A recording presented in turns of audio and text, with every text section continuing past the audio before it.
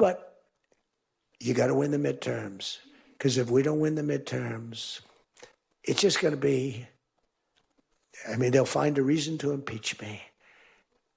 I'll get impeached. First of all, don't threaten me with a good time. Secondly, the reason we'd impeach you would be for breaking the law many, many, many times. And if that little moment of truth from our little dictator doesn't motivate you to vote blue this fall, then you're on the wrong page and on the wrong side of history. Speaking of reasons to throw his giant ass in jail, today is the 5th anniversary of the J6 riots, and Trump celebrated by giving a rambling speech to his enablers, GOP elected officials, and he covered everything from Jim Jordan being ugly to what Melania hates about him. And no, it's not his face, or his fake tan, or his adultery, or him being a felon, or him lying constantly, or him being a bad dad, or him protecting Epstein, or, you know what, I could do this all day.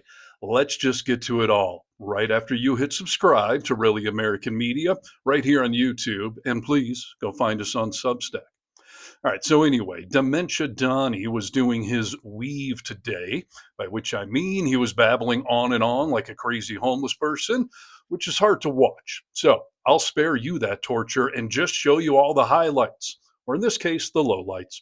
Let's start off with him humiliating mega congressman Jim Jordan. First time I met Jim, I looked at him and I said, tough-looking guy. But I noticed the ears, they were a little rough.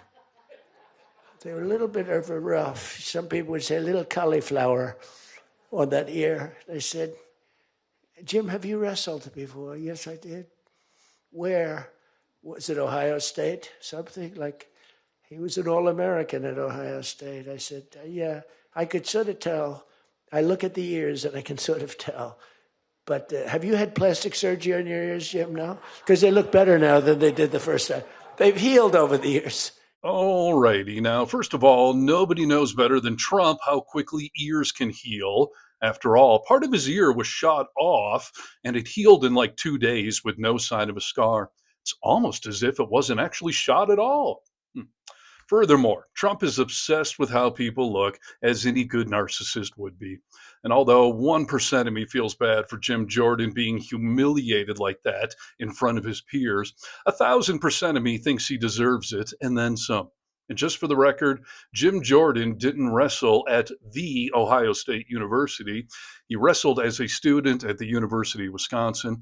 He was a wrestling coach at Ohio State, where he was also accused of helping to cover up sex crimes committed by his buddy, who was a team doctor for the Buckeyes. And one would assume that's why Trump likes Jim Jordan, because he can relate to that kind of cover-up. Just saying.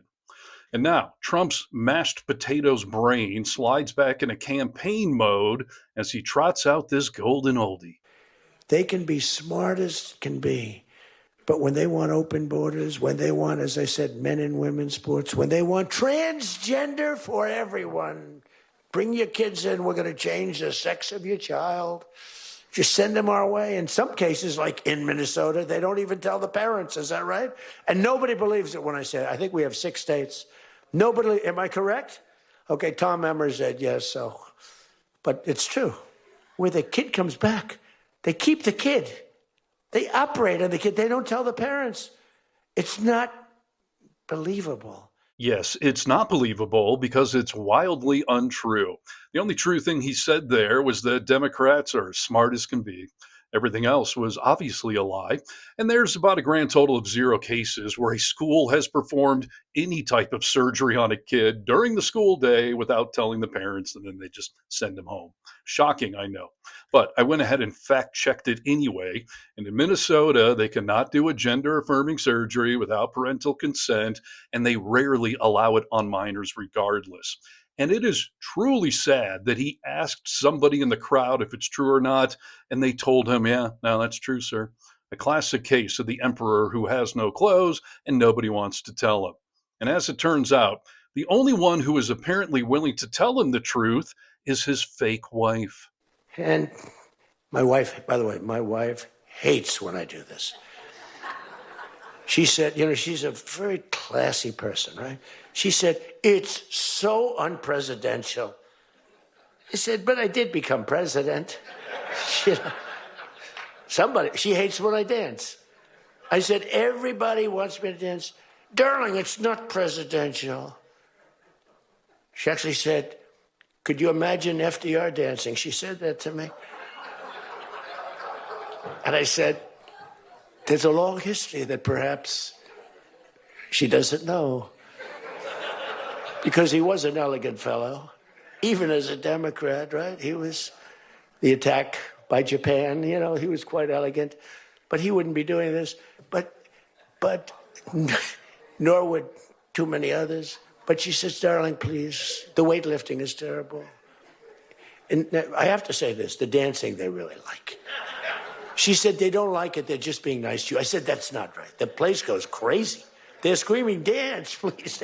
But the weightlifting. Okay, wow, where to begin? Now, let's see. When he says the weightlifting, the man who doesn't believe in exercise obviously is not talking about hitting the gym. He's talking about this weird dance move that makes all white people look bad. Secondly, he brings up her saying that FDR wouldn't dance like that, and the whole room starts to laugh. And I don't think he understands why they're laughing. And I'm sure you know why.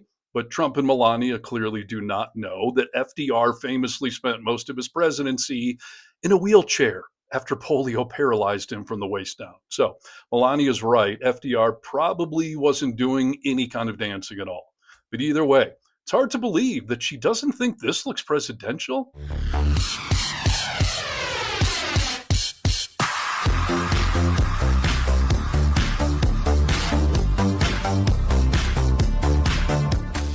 Oh, wait, she's right. That does not look presidential at all, and it's seriously embarrassing for every American.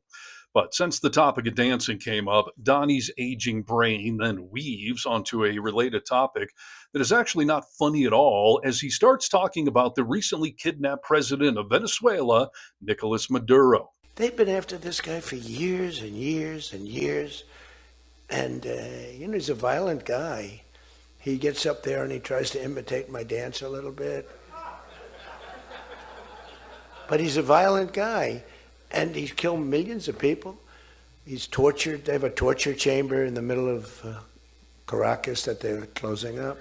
But he's tortured people, and now what they do, the radical left, they actually have people, and it's hard to get them. They're all paid people. Most of these people are paid.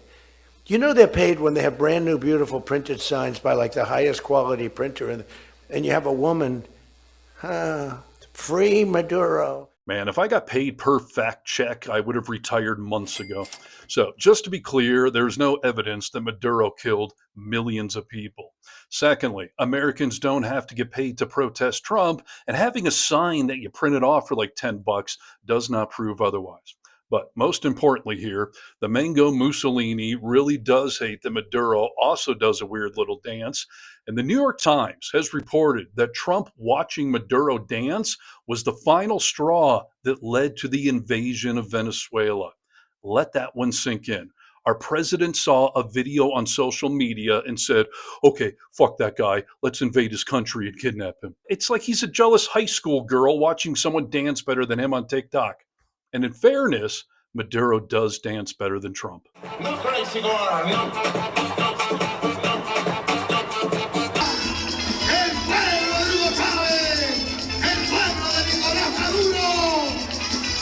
Yeah, maybe the way to world peace would be if Trump and Maduro would team up and do a viral dance video.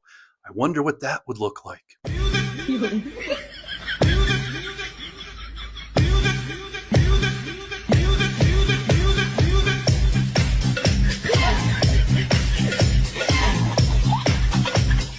I could seriously watch that all day. Look for those two to kill it on Dancing with the Dictators next season on ABC. And speaking of must-not-see TV, this entire shit show speech today that Trump gave got the hook on CNN like it was the Gong Show. I think you should sign that. Yeah, that's a big deal.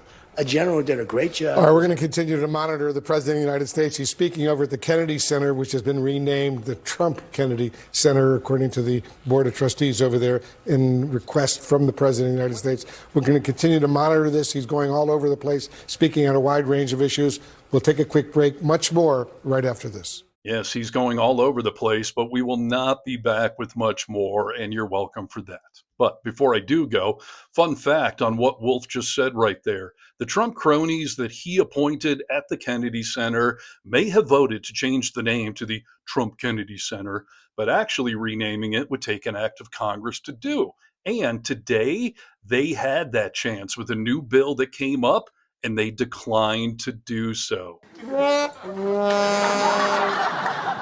Sorry, not sorry. All right, everybody, please like this video, comment below with your thoughts, and get vocal. From the Vocal Minority with Nick and Steve podcast, I'm Steve Harness for Really American Media. I want to really, yeah. But she gets it, and